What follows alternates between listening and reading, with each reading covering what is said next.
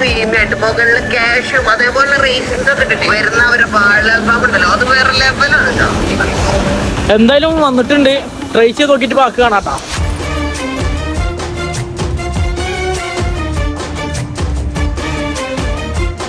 നമ്മുടെ കുന്നംകുളത്ത് ആദ്യമായിട്ട് വാഴ അൽഫാം കൊടുത്തന്നെ ഇവരാന്നാണ് പറയുന്നത്. സീരിയസ് ആയിട്ട് തന്നെ ഞാൻ പറയാണ്, ഒരു അടിപൊളി ഐറ്റം, നല്ല ക്രീമി ആയിട്ടുള്ള ക്യാഷും കാര്യങ്ങളും കിട്ടിട്ടില്ല. ഈ ഒരു ഐറ്റം അടിപൊളി തന്നെയായിരുന്നു.